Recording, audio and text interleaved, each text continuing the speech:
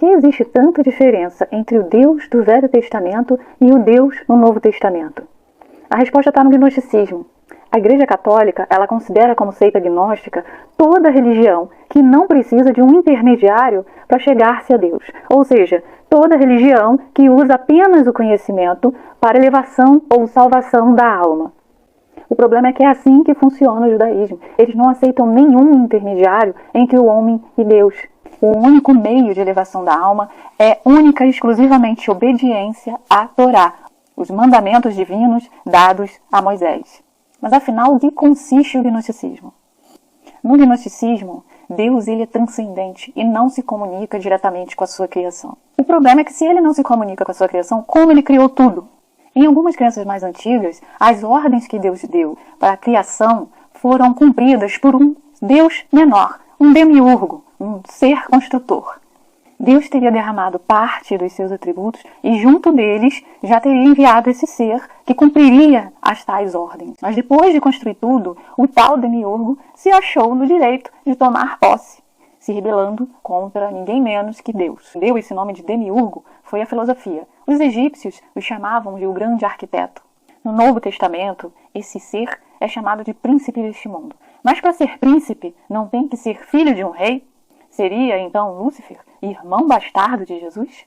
Seria então esse o motivo que Jesus faz sempre questão de dizer: eu sou o primogênito, eu sou o unigênito Filho de Deus? A resposta pode estar em dois sujeitos, Israel e o tal Satanás.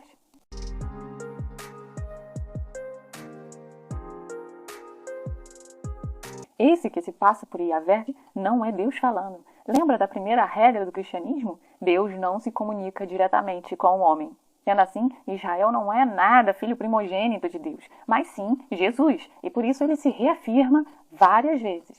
Ocorre que para ser primogênito é necessário haver outros filhos, ao mesmo tempo que ele se diz unigênito, garantindo que não há outros filhos. Mas, então, como explicar isso? Jesus estaria desde o princípio com Deus. Ele era o próprio verbo da ação, ou seja, a causa de toda a criação. E foi para construir, fazer tudo para esse verbo que o diabo, o tal demiurgo, teria vindo. E tomou posse de tudo. Jesus parece sugerir que Lúcifer era considerado como um filho pelo próprio Deus.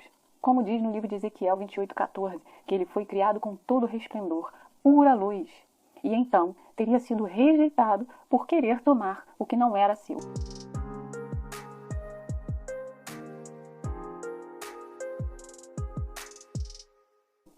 Um dos episódios mais interessantes no Novo Testamento é a tentação de Cristo no deserto. A questão é que essa prática característica de ir para o deserto era relacionada ao povo essênio, que era uma seita judaica que se rebelava contra os judeus tradicionais. Uma seita de conteúdo apocalíptico, que pregava uma destruição total do mundo e um outro reino em um outro lugar que não era a terra. Outro ponto interessante é que Satanás duvida que Jesus seja filho de Deus, como se ele tivesse certeza que Deus jamais interagiria com os homens, o que concorda com a questão do pensamento gnóstico.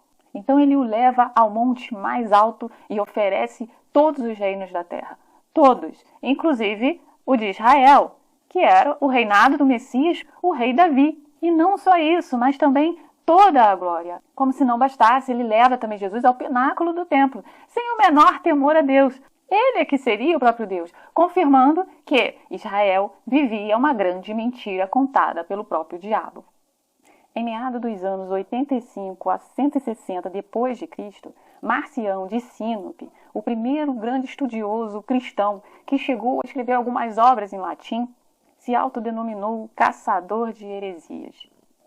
Acabou criando uma seita no século II, qual dizia que o Velho Testamento não deveria conter na Bíblia cristã, e somente o Novo Testamento, pois o Deus do Velho Testamento não era o mesmo Deus do Novo Testamento.